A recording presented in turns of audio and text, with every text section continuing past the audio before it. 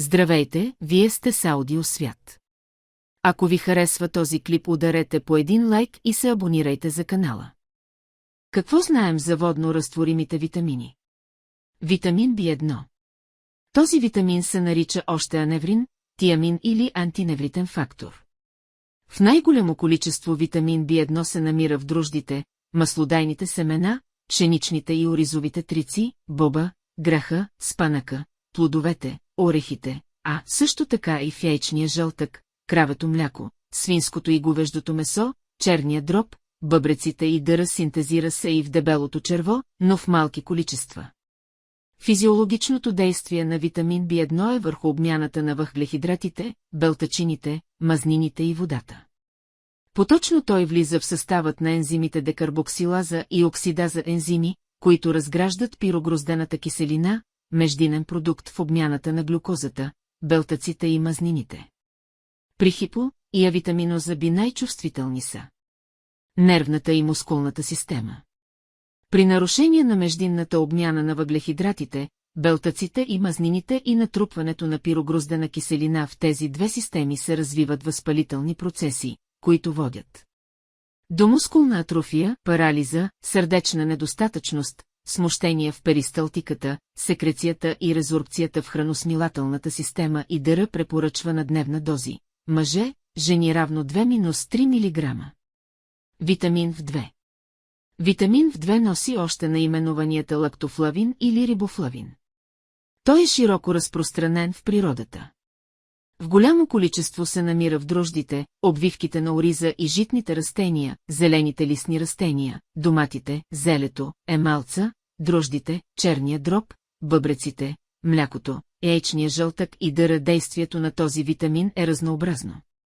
Той влиза като коензим на определени ензими и участва в окислително-редукционните процеси в тъканите.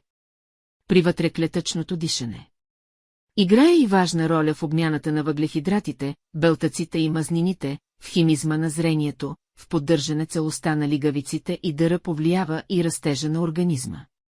Ето защо при хипо и авитаминоза В2 се наблюдават спиране на растежа, възпаление на роговицата на окото и на лигавицата на устата, разраняване на ъглите на устата. Препоръчва на дневна доза. Мъже, жени равно 2-4 мг. Витамин В3. Известен още като никотинова киселина и ниацин. Най-добри източници са черният дроб, пилешкото месо, червеното месо, рибата тон и пастървата, пълнозърнестият хляб, ядките. Този витамин действа като коензим на ензимите, отговорни за освобождаване на енергия от храната, включително и в състава на коензим А. Нашето тяло произвежда ниацин от аминокиселината триптофан принципно в достатъчни количества. Недостигът на ниацин причинява подагра, първият симптом на която са малки ранички по кожата, а по-късно възпален език, диария, раздразнителност, дори депресия и душевни разстройства. Препоръчвани дневни дози: мъже равно 19 мг, жени равно 15 мг, бременни жени равно 17 мг. Витамин В5. Нарича се още пантотенова киселина и витамин РР.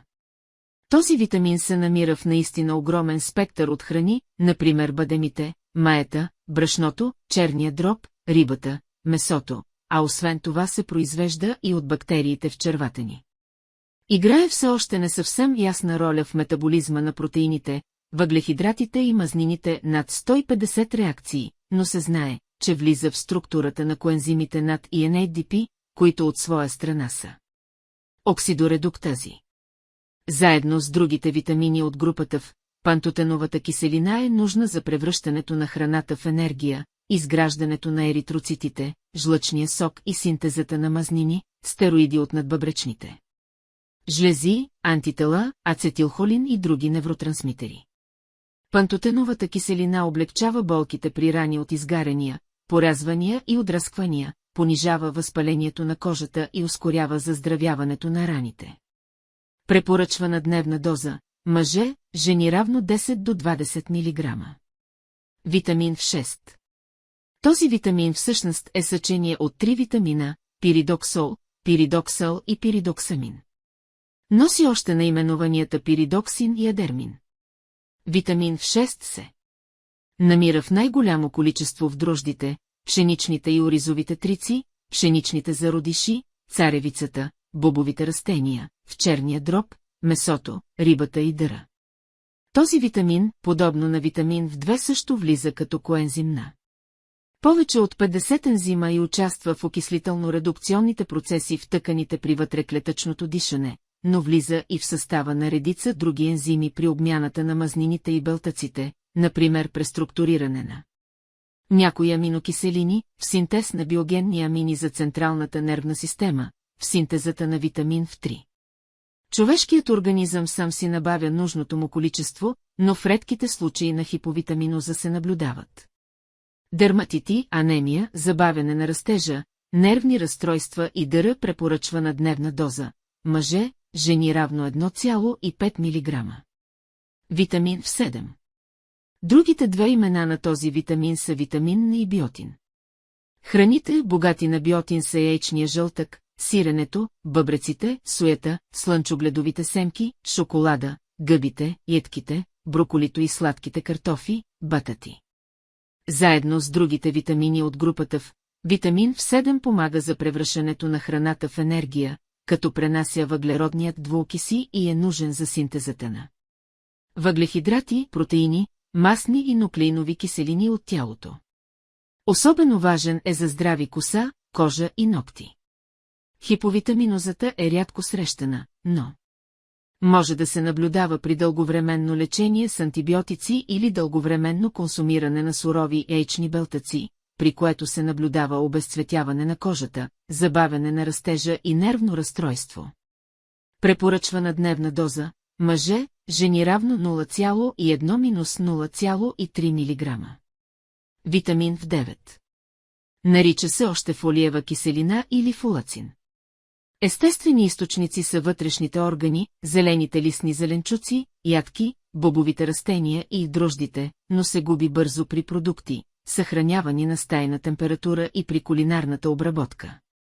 Фолацинът е коензим, нужен на тялото за да натрупва мускулна маса и да образува хемоглобин, защото участва в синтезата на аминокиселината серин и на нуклеиновите киселини, в метаболизма на тирозина, аскорбиновата киселина, витамин С и витамин В1-2. Препоръчвани дневни дози – мъже равно 200-400 мг. Микрограма, жени равно 180-250 мг. Микрограма. За разлика от останалите водно-разтворими витамини, фолиевата киселина се натрупва в черния дроб и по тази причина не трябва да се приема ежедневно. Витамин В1-2. Витамин В1-2. Допълнителните наименования на този витамин са цианкобаламин и антианемичен витамин. Той съдържа в молекулата си микроелемента кобалт.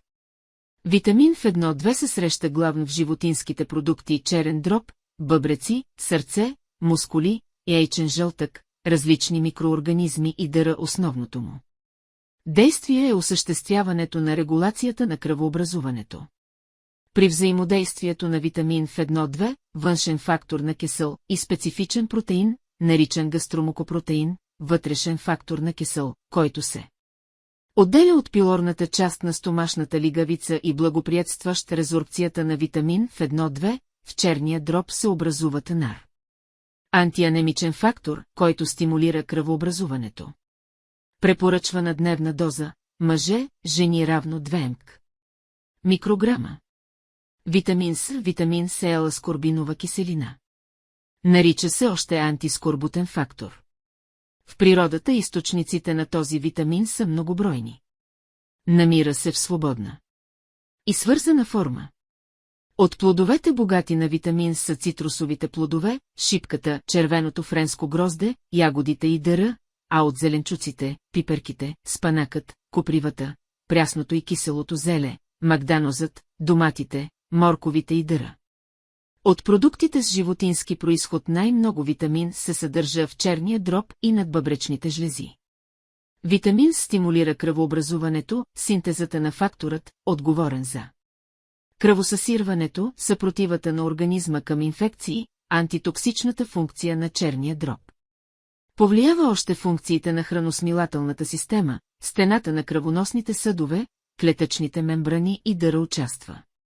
В много биохимични процеси, свързани с транспорта на електрони, в разграждането на аминокиселините тирозин и лизин, синтезата на колаген и глюкортикоидните хормони, например адреналин, и дъра значителна е ролята му. За поддържане на висока работоспособност при културистите.